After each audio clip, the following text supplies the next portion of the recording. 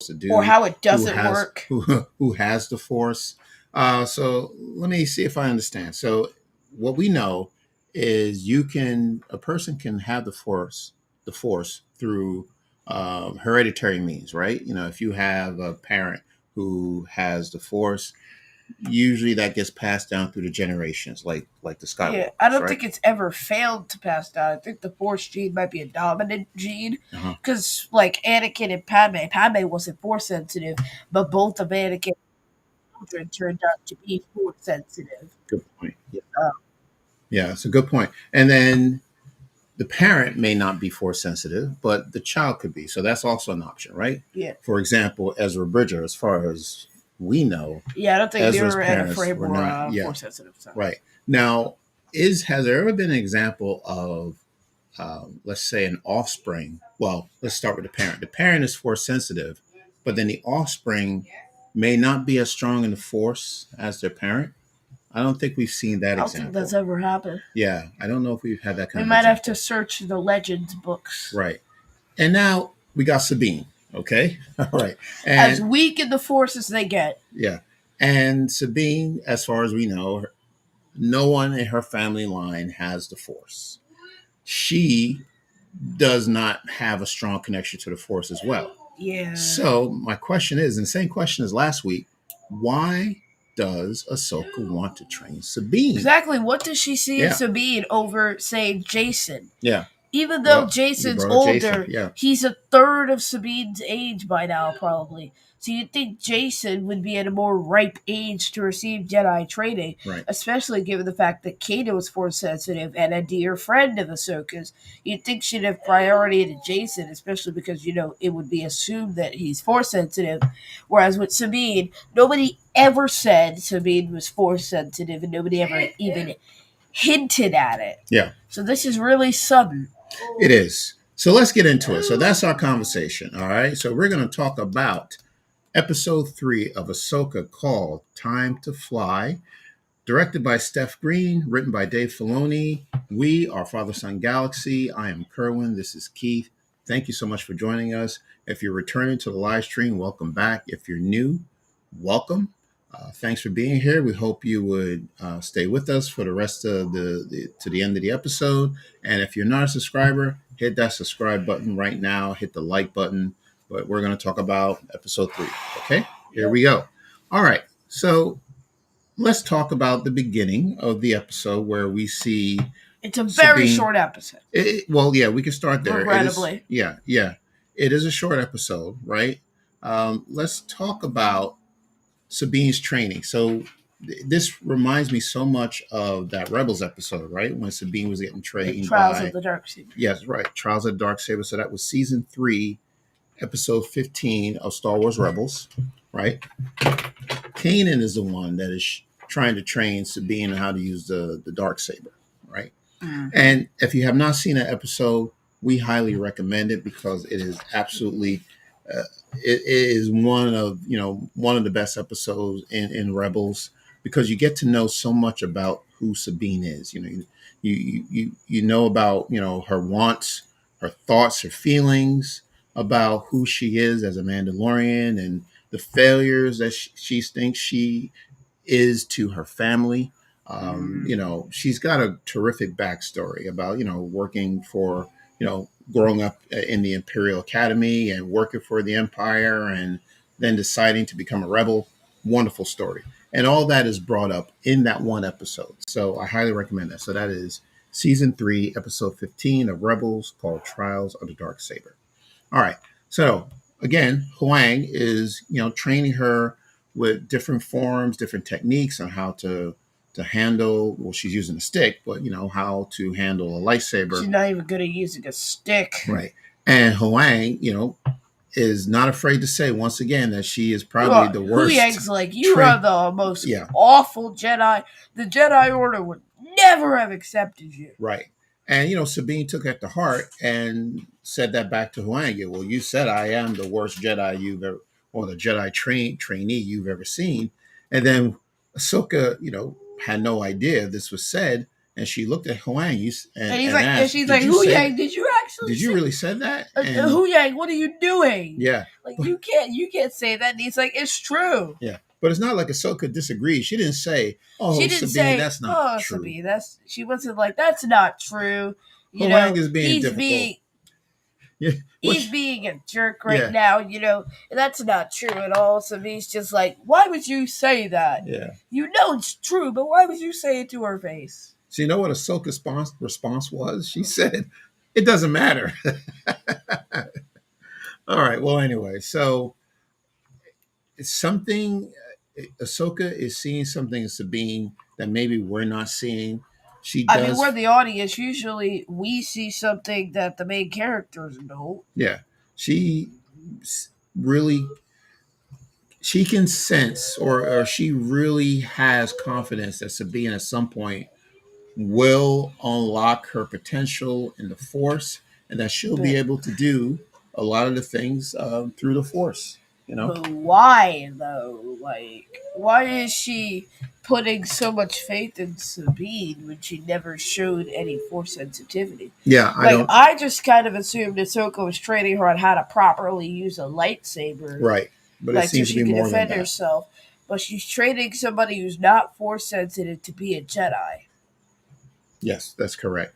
And then there's a conversation that Huang and Ahsoka had on her ship in regards to how the Jedi Order even goes through the criteria of choosing someone to train.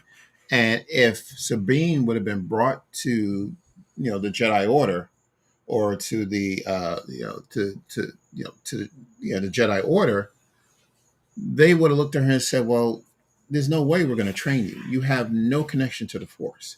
And what he's saying is that's how it worked. That's the standard that has been That was how the proven. Jedi worked. Yeah, that's been proven for a millennium. All right, but Ahsoka claps back and says, "Well, they failed." Now, I don't know if that's a fair statement. As far as I mean, we know her history with the Jedi and how they Oh, the failed Jedi her. did her dirty. Well, right, but it had nothing to do with training. It's not as if the Jedi had no idea how to train younglings, right? I Does think it they were matter? actually, She's just kind of salty about the Jedi. yeah, but I think she's being upset for a different reason, or for the wrong reason. What she's upset with, right? Like you said, she has a history with them. They didn't support her when she needed the support, They didn't get back with her after the entire, but saga of the accusations happened. Like when she was accused of murder and nobody was on her side except Anakin, right, and no one cared right, until it was over. And then they're like Frasier, like, good news, it was just a test. yeah, right, exactly. Are you sure about that? Well, but it had again nothing to do with how she was trained because she was trained by the best. Anakin Skywalker was her master, so she can't say that the training failed. I think what she's trying to get at is she's just trying to find a different approach to choosing who to train and who not to train. It just seems like a uphill battle to train someone who doesn't have the Force. You think that would be the qualification to train? Like you have to have the Force, show you have connection to the Force before you get trained. Yeah, pretty Here much. it's the other way around. Yeah, so it's very unusual. Okay, And there was that one scene. Yeah. Okay. All right. Where she tried to use the Force. Yes. Go ahead. Where she tried to use the Force to lift a cup. Yes. And failed repeatedly. Yeah, that's a very good one. Yeah, that's very good. What are they doing? Well, now I'll be honest with you. When I saw this scene, right, and I saw she's trying to move the cup, I was saying to myself, I hope she don't move the cup. She better not move that Me cup. too. I don't want her to move that cup because I didn't want it It to just be. destroys everything Rebels ever did for Sabine. Well, no, I just if they're trying to sell us the idea that she is connected to the Force, she just needs to find it. She's not. Well, Keith, if she is trying to find, of course, we've said before, this is something that's been said by many Jedi. Ahsoka said it, Kanan said it, the Force resides in all living things. So that includes Sabine. Yeah, technically it does. That doesn't mean the Force manifests in all living things. Understood? Like, think particle accelerator. When the particle accelerator exploded in Earth Prime, some people got superpowers, others didn't. Okay. That's the thing, you know. The Force, or even think like Inhumans. Some of them had dormant powers, and they were unlocked by the Terrigen Mist, and some of them didn't have dormant powers. Okay. So, you know, it's just kind of like the Force isn't everyone; it just takes something certain to unlock it. Yes. But maybe Sabine can't unlock it, and I wouldn't be surprised if Well- she could. Like, if we went the path of least resistance or path of most resistance at this point, where Sabine turns out to be Force sensitive, and the cliche where there's that fight scene and the main character gets beat up, and then iconically the other main character steps up and uses the Force in in the main character's time of need, or something like that, or just during a fight scene. So, Okay. Well, so getting back to the cup, I was hoping that she didn't move the cup because I didn't want that to come easy. yeah. You know, if she has to unlock it, it's going to take time. So I'm glad that she wasn't able to move that cup. Mhm. All right. I wish we got the entire season. The entire season to see her grow into No, the entire season to watch it, the judge. Well, okay. Oh, you mean like get all the episodes all at once, like Yeah. Netflix? Okay. All right, I got you. Like a Netflix drop. All right, so let's go to Q&A. Let's see who is here. Thank you so much for joining us. Michelle, thank you so much. Welcome back. I love that they made the cup seem like it was Sabine's opponent when she told it, "You win this time." I like that. That was a pretty good comment. Meanwhile, the non-sentient cup Dallas? staring back at Sabine. Yeah, okay. Dallas says thank you. It's always great to listen to your analysis and comments. Dallas, thank you so much. We really appreciate that. Thank you. All right. All right, let's go back to our episode. Okay. All right. So we're going to move on to talking about a character that we brought up last week, right? We were saying, okay, Yeah. where is Jason Sindula? And he's Is he gonna finally here. Yes. And Okay. Lego did him wrong. Okay. Talk about Lego. Now, this is So- not the first time Lego has done this. Yeah. But By the way, explain. Lego is notorious Yeah. for releasing spoilers in their sets. The only reason I figured out Atuma was going to be in Wakanda Forever is because I saw a leak on the Lego website. And I saw the promotional art with Jason Sindula with brown hair. And I noticed there was this short kid, and he was always with Hera in the Lego promotional art. So I'm like, that's got to be Jason. It was Jason. We saw him this episode. Yeah. But they gave him brown hair, and they gave him the Ned hair piece instead of the green hair we see him with. Now, why does Lego get away with that? Because, I mean, not as a big spoiler, because we know that Hera has a son. Well, the sets are supposed to officially release September 1st. It's just promos. So how did you, where did you see the promo? You went on their website? I went to the Lego Reddit page, the Oh. subreddit, and I saw a banner for Ahsoka, I see. and it had Jason Sindula. Then I went to the website, to the Star Wars page, and they had... Did we just throw Reddit under the bus?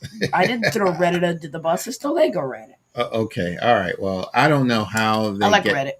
Yeah, well, no, I understand. I don't know how It depends on which forum you dip your feet into. Yeah, I don't know There's how some this creepy information people gets there. out, but it is a spoiler. You know, it happens. It seems to happen every single time there's a Lego tie-in with a Nice. Marvel film or Star Wars. But spicy for K action. Hey guys, new sub, loving the channel. Thanks you so Spicy much. 4K. All right, I love that. I love 4K. that. I love the Like name. caught in 4K. All right, 4K camera quality, which we have. excellent. Thank you, producer. Woo-hoo. All right, Jason Sindula. All right, so we finally get to see Jason Sindula. I thought he would be a little bit older, but maybe my math is off. So Yeah, he 'cause looks once to again, be, we what saw do you think?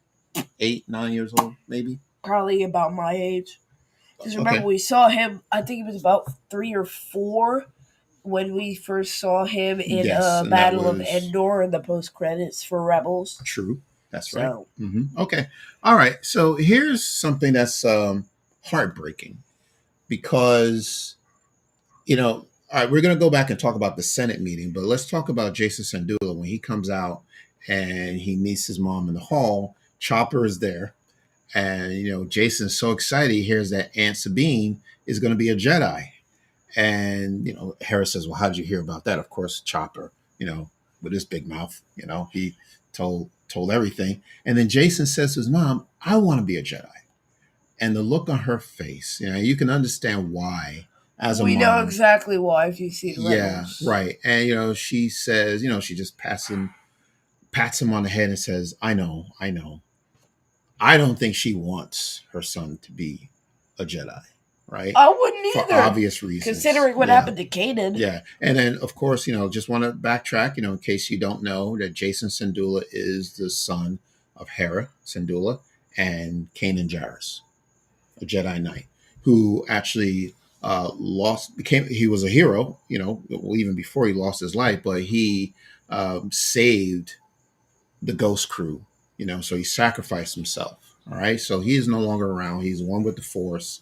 But Hera still has feelings about what happened, and if he was not a Jedi, maybe he would still be here. He wouldn't try to, save everyone, with using his Force powers. So as a mom, I can totally understand why. It would have been a smarter move to get up on the ramp of the ship and then push the Force back from there. Maybe, yeah. Yeah. So that way, once you're done fanning the flames, Yeah. You can just back up. Right. Yeah. And then the ramp can shut.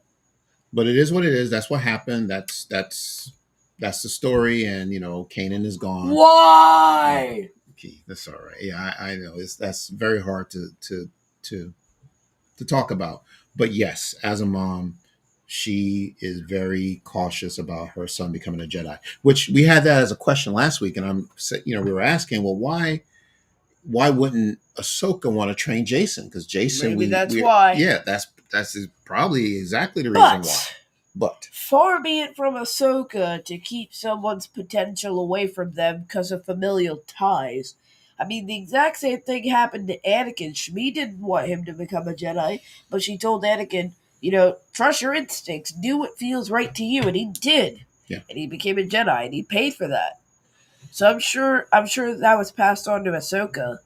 So I don't know how she took that. It kind of depends. Well, here's what I expect can happen. Jason is very young, okay? And of course, he's not going to be 10, 11 years old for forever. At a point where he is an adult and he's ready to make his own decision, he may go back to his mom and say, "You know what, Mom, I know you don't want me to become a Jedi, but I want to be a Jedi and I'm going to train," right? Now, go ahead. You're going to say? By the time you're 18, I mean... That's what I was going to get at. The Jedi Order would never have accepted you if you were 5, 18, let exactly. alone 3 times that age. Well, exactly. So, I don't know what they're going to do, especially because if you're 18 and you haven't unlocked your powers yet, that's kind of an issue. Well, right. Well, okay. Sabine, case in point.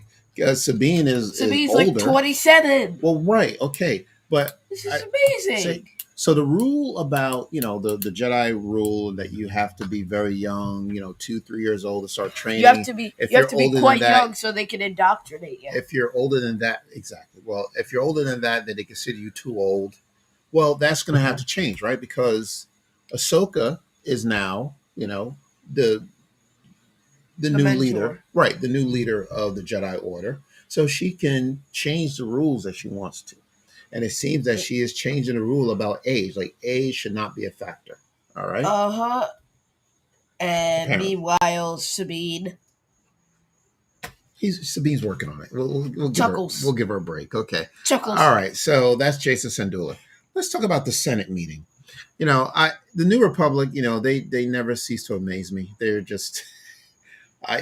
they're just very strange. So we knew we were going to see the Senate, right? And yeah, thanks to the trailer. Yes, exactly. And Mon Mothma, as you remember, if you read Bloodline, a book that we highly recommend, Claudia Gray, after the fall of the Empire, Mon Mothma becomes the first Chancellor of the New Republic. So she is now addressed as Chancellor Mothma, right? So she is there. She's right in the middle, and she's there with other senators. Now, they didn't give the names of the other senators, except for one, which means this person is pretty important. So the other person is Hamado Ziono. All right. Yeah, Ziono sounds like a familiar last name Yes, it to is. you. Right. You probably watch Resistance because Kazuda Ziono, that's his father right there. Yes. So yes. So Hamato is Kaz's father. Correct. Right. Hamato Ziono is a senator from Hosnian Prime, longtime senator. And he actually survives the attack on Hosnian Prime, and so does Kaz's mom, which was happy. Right, which I still don't know. I never got a chance to really research how he survived. If they were off world, maybe when probably. Hosnian, I don't think you survive the planet being vaporized by being on the planet.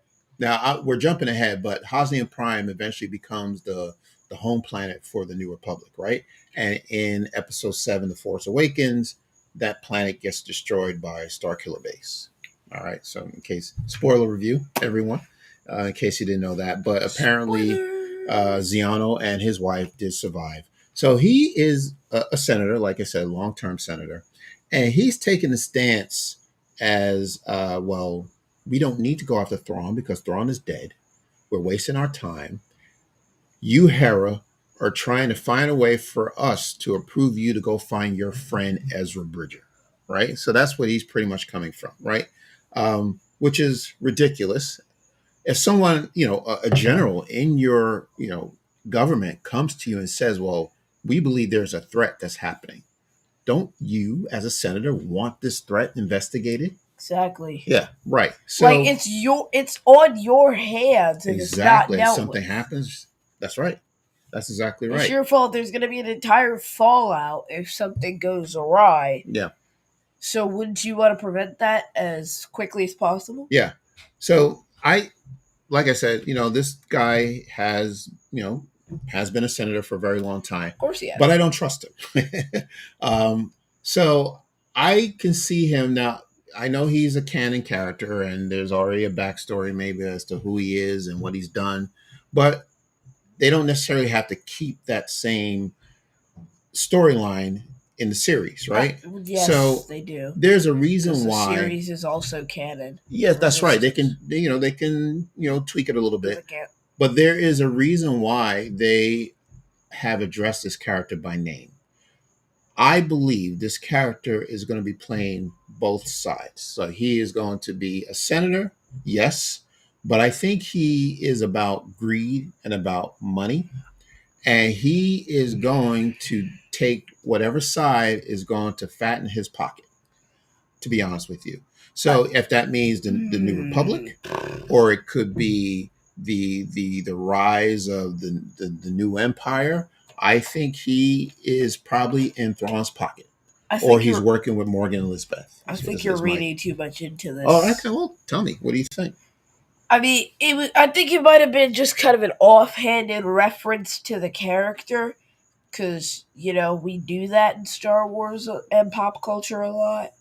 But I don't think that it's gonna play in that much.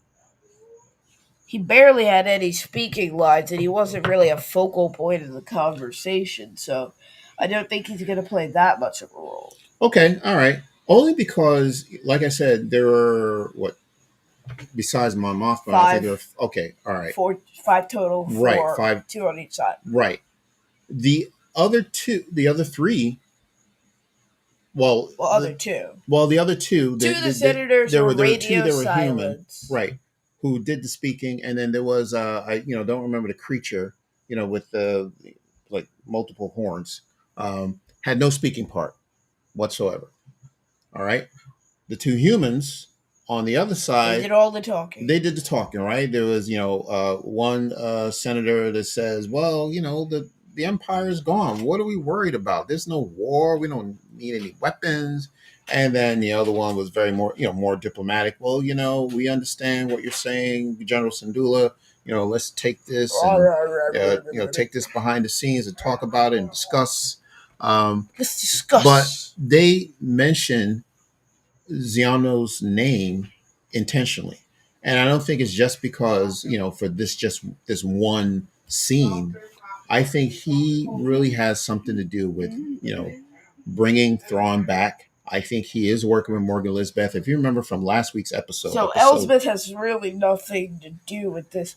I mean, honestly, I really feel like this was just sort of a reference Okay. because it's a bit of a stretch. Okay. I That mean, this one dude who we saw in that one Senate scene is working behind the scenes with Morgan Elsbeth to do whatever fat his pockets, and he's in Thrawn's corner. I I do think so. And I if really he's do. in Thrawn's corner, Thrawn's quite powerful. I highly doubt he'd be able to escape. So Well, I mean, it doesn't make sense how he survived. you If the remember character's if you slate remember was blank, if you remember in episode 2, all right, when Sabine and not Sabine, but Hera and Ahsoka went to Corellia, right, to check out that facility yeah. that was creating these hyperdrives, and the gentleman who was in charge of the hyperdrive mentioned that, or it might have been the droid that said someone received high security clearance, okay, to create these hyperdrives, all right, and to Okay. have it on their location and to put them together and to take them away. Someone gave them permission, someone from high up. So to me, that has to be somebody like a senator who would make that kind of decision. That's the reason why. Okay. Yeah, So you got it. probably not. Okay. Yeah, we don't have to agree. You know, absolutely not. Okay. All right. So you don't think Ziano really has a No, big not role really. in this? Once again, kind of like an offhanded cameo. Yeah. So just a cameo. Okay. Like a Easter egg for people. Oh, by the way, Yeah. Hera schooled the senator. She's like, "Have you ever been to the war?" Or Right. just sat on the sidelines to Right. see whoever won. And he got quiet, right? Because he hasn't. And that never was the fought last. That was the last time he spoke. Well, yeah. Okay. You know, So that's an art. That's an art that everyone should be well versed in. Mhm. Dissing senators with no repercussions. that's right. That's right. He really couldn't talk about the experience of war because he's never been a part of war. All right. Okay. Anything else we want to talk Q&A. about that center? Okay. Let's get to Q&A. What do we have here? Michelle, you want to read that? Yeah, there was a high-ranking Senate character in the Star Wars Bloodline novel who was working to bring back the Empire. Can't remember who. So Bloodline would be taking place around the time of now, give or take, like a few years. Yeah, it's a few years. Because Mon Mothma would have already been Chancellor, so you figure this is after the Battle of Endor. Yeah, this Not is by way much, after, so- actually. Yeah, well, this is maybe 25 to 30 years later, actually. So it's a few years before The Force Awakens. So, in other words, somehow the New Republic got their act together and they were able to stay in power for a very long time, That's All right. amazing. which is amazing. Like, I'm surprised they Based didn't on what we crumble see. after the first Right. day. yeah. So at some point, and that's probably because of Mon Mothma, her leadership. Once Mon Mothma Right. stepped in and said, "Everybody get this act together, Right. get this show on the road. We are air marshals and we are acting like children. This entire operation is just awful." So Right. And Michelle, yeah, I don't have the name of that person as well. I have to go back and look. I'm thinking Christopho. I'm not sure if that's the character. but Google. We'll come back. Yeah, we'll come back to that. Yeah. All right. Anything else we want to talk about? We're done with the Senate. Don't say it. Okay. So let's move on. All right. Let's talk about. All right. What is going on in this episode? All right. So we talked about Sabine. We talked about Ahsoka. What's their mission? Okay. Now, we see Ahsoka and Sabine. They're on the ship. They're looking for Thrawn. They have a location, and they get into a dogfight. Like it's a great space battle. All right, and we see Shin behind. Yeah, it was a great piloting space one of the battle, ship. and Yep. it turned ridiculous. Okay, yeah, we could Because talk about that a little. Ahsoka channeled her inner Leia, went for a nice stroll in space, Yeah. to slice apart some ships with their lightsaber. Mhm. Yeah. Okay. All right. I could say, it did get a little cartoonish. I don't know what happened. We had a very nice grounded fight scene. It was cool. We had all the ships, and the heroes didn't have some sort of magical plot armor advantage. And then Ahsoka stepped out for a stroll, and I was like, Yeah, I just thought it was very interesting. "Yeah." By the I way, was not Huyang shut expecting. down because I think he got shot or something. Right, yeah, there was an explosion on the ship, right, and the ship lost power, and I Yeah. think he was a casualty, but he was fine. Oh, Yeah, he came back. yes, He's right, alive. So yes, that's correct. I don't think they're gonna get rid of him. Oh no, no, no, no, no. I mean, he's like He's a great thousands of character, years old. We and he gotta has a keep lot of this knowledge old and relic experience. alive. Yes, he does. Yeah, right. Are you talking about me, or are you talking about? No, not you. Oh, okay, got you. Okay, Huyang. Huyang. Okay, yeah, By he's the a great way, character. some droid facts. L337 from Solo was an activist who was like so for droid freedom, and after she was destroyed, they put her consciousness into the mainframe of the Millennium Falcon, forever trapping her in that ship. Back next week with more disturbing facts. Wait a second. So, are you against the idea of them using her? No, money? I think it was a good idea. I'm just I'm questioning the morality of that decision. Well, they get to keep her memory alive. But at least she's like, she can't talk though or move, so she's just kind of stuck there. Okay, all right. I thought it was a pretty cool thing. Right. You could have at least duplicated her mainframe and then like put one chip into a new droid. Like this is something that's something that Fee does all the time. She just keeps copies of her droid's memory and puts that memory into new droids. Did people just forget how to do that? I hear what you like say. R2 knew to do that. He was smart. I see. Okay. But everyone else is just kind of like, yep, my droid's gone and he's gone forever. No. If you ever have an important device and you want to keep it alive, back up your data. Just back up your data. Okay, Keith. All right, let's go to Q&A. All right, well, who do we have? All right. Michelle says, Space Ahsoka reminded me of Plo Koon's Clone Wars episode where he fought outside of the ship. So this seems to be a thing. So do you recall this episode? No. Okay, all right. Now that's interesting. I'm glad you brought that up. I intentionally blocked it out of my memory for that reason. Well, I'm glad you brought that up because I was thinking, okay, I've never seen that happen in any animated series. Someone jumping out of their ship and fighting, with. Imagine the confidence it takes to just go for a with your lightsaber. Space walk. Yeah, for a walk. And slice up ships. At least from outside the ship. Yes, but at least you're really hating from outside of your shuttle when you do that. Yeah. If you're so upset with these people that you're willing to get out of your vehicle to settle your issues. Well, it was a distraction. So she was trying to buy time for Sabine to fix the ship. Yeah, I know. Yeah, right. But at least she had a pretty cool suit, spacesuit, I'm glad. And a helmet, and a specially designed helmet, for a LeCoultre. Yeah, I'll say something awesome. Yes. I'm really glad she didn't just marry Papazit and go. Well, right, that would have been different. Yes. And figure it out from there. Right, we're not going down that road. All right, that was ridiculous. The Fanatics blog says, "I'm just happy she went out with the suit on." There you go. For a second, exactly. For a second, I thought she didn't have anything on. That would have been, dude. Imagine that would have been interesting. Imagine Ahsoka just out there in space, with just her robe, just being like, Sabine, At least she had the gravity boots, right? So she, had, she could. Remember that awesome move she did where like the wings were turning and she slid under the wing to get inside? Yeah, that was pretty nice. The Shin was firing at him. Right, that's good. Yeah. I think it was interesting.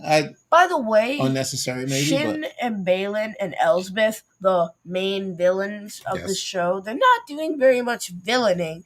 Baylan showed up in one scene at the very end, and Shin was on screen for like 5 minutes, and Morgan Elsbeth also had one scene. Well, you know what? I'm gonna say something about that. I think they're actually doing very well because they're doing well as villains, but they're not making many appearances. No, yeah, but I like how they're being used, especially in this episode. Now think about this. They had 3 ways. They actually split up, right?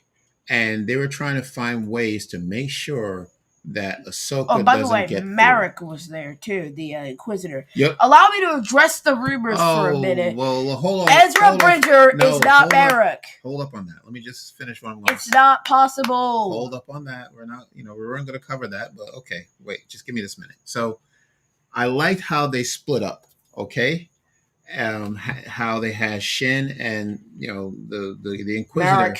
right, trying to go after them, in a space battle. Okay, and if that didn't work out, then you have Morgan Lisbeth on her hyperspace ring. Elspeth had a hyperspace ring. Isn't that what it's called? Well, yeah, hyperspace. Yeah. Right. Okay. Yeah. I just forgot that was a thing. There was that one part in Attack of the Clones where they had that hyperspace. Right. And it's actually pretty cool, right? So Huyang was breaking it down. So it's a hyperspace ring that's under construction.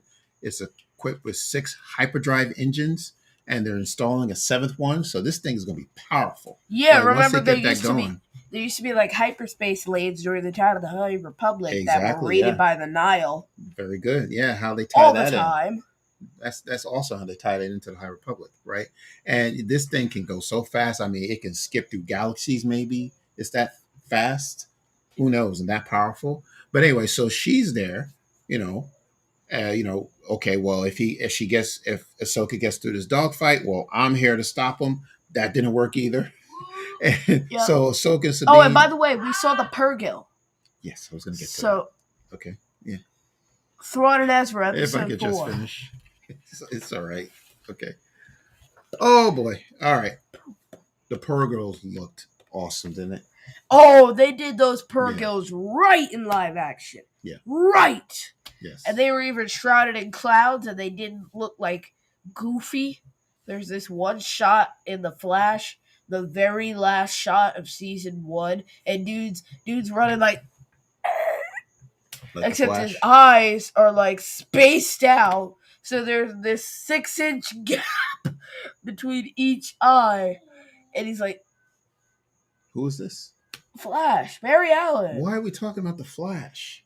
Because he looked goofy. Okay. My point is, a lot of CGI scenes where we get a close-up of Flash's face, he looks goofy. Okay. So compared to the Purrgil, which looked awesome, is what you're saying. Yeah, the Purrgil were awesome. We got Ahsoka in the back right there. Yep. Raising the lightsabers. Yeah. Partying. Yeah. Right. Celebration. Right. So Star Wars. It's funny to think that I was concerned about how these Purrgils were going to look in live action, right? Because I saw them in Rebels, and I said, "Oh, it looks pretty cool in animation." The Purrgils were actually a very intricate design, which is much easier to animate because animation can look lifelike, but it doesn't have to look lifelike. Like if you want to get animation to look lifelike, like Rebels did, you can. But since everything else in that world is not real people, it can be animated in a style that's more creative than having to make it look real to fit in with all the other very real people in the galaxy. Okay. Because in animation, the Purrgils were much easier to create rather than seeing them in live action. Yeah. So now that we see the Purrgils, we know that they're getting close, right? The purple Purrgils. Yeah, they're just like the purple pickles. They are right there. So they land on the planet, and who is there waiting for them? Baylan Skoll, right? They're gonna have fun next episode because that's where it ends. And that's where it ends. And then right before that, Baylan says to his people, "Go hunt them down." I was outraged. I am so looking forward to episode 4. This is, this dude, episode 4 is going to be amazing. Yeah. I think episode 4 is going to be a blast. I was outraged. This episode was a half an hour. Yeah. Do you think we'll see Thrawn in episode 4? Likely so. Yeah. I don't know. Considering 4 is the halfway point of the show, we got to really get the ball rolling with getting Ezra and Thrawn back. Yeah, I think because they're this close and that they're now, they've it would make sense for us to delay it another episode unless 4 and 5 end up being like a 2-parter. Now, unless they moved Thrawn to some other location, I don't know. Yeah, that's what I'm saying. Unless 4 and 5 end up being like a 2-parter, like a continuation of each other. Yeah. Like 4 ends on a cliffhanger and 5 picks up right where they left off, and then that's when they get Thrawn. Yeah. And annoying, but I'd be fine with it. All right. Let's go back and talk about your theory about who the Inquisitor is. Yeah. Which is all not true. Marrok is not Ezra Bridger. It's impossible. Right. Yeah. If Ezra Bridger was Marrok, and they had found Ezra, they would have found Thrawn by now. Think about that. Like, Ezra and Thrawn were in the same place And Ezra would not willingly work for the very people he sacrificed himself to keep from ever ruling the galaxy. He took out one of their prime generals, and now he's working for them. He would change sides that quickly with no possible motivation. Yeah, there's just no way that I can see Ezra going after Ahsoka and Sabine. Sabine? No. Exactly. No. Ezra would never go after Sabine because they were best buddies. Absolutely. Like they were some of the closest members of the Ghost Crew. Ezra was close with everyone of the Ghost Crew. And Ezra and Ahsoka bonded over the use of the Force through Kanan, because they all became like a power trio for half a season. Yeah. So I don't know why Ezra would willingly work for the other side. And brainwashing is not really a thing in Star Wars. Yeah. I mean, it kind of is. You can like knock people out, but you can't brainwash people for as long as we've seen Marrok on screen. It makes no sense why he would do such a thing. Yeah, it's not Ezra. No. I don't absolutely even know not why that Ezra. even came up, but that just who came up with that ridiculous. Theory? Well, rumors just start to spread. But Fanatic's blog had a good point. This Inquisitor looks pretty tall. Ezra's not a tall person. Yeah, Ezra's like so average height, and he's also a kid. Well, I mean, there's a few years now. He was 18 when he did the whole Thrawn thing. Okay. Because he was 14 at the beginning of Rebels, Agreed. And each season is a year, so he would have been 18 at the time. Just barely legal. So, and he's now what, 22, 23? Given the fact that was like one BBY, I'd say. Or one ABY, I don't know. Okay, all right. It would have to be before Yavin and Endor. So... Okay, all right. Because that would explain Thrawn's absence from all three. Right. So it's probably been about, 10 years, give or take? So, given the fact that Sabine was 16 and she's 27 now, Ezra is 25. You know, so we that's don't 7 years. We don't have to guess anymore. We have that timeline. Yeah, I know. Right. Okay. So, I mean, but I'm going off of Sabine's age because she's 27. Well, Sabine is slightly older than Ezra. Yeah, she's older by 2 years. Oh, only 2 years? Okay. All right. I can see that. Okay. All right.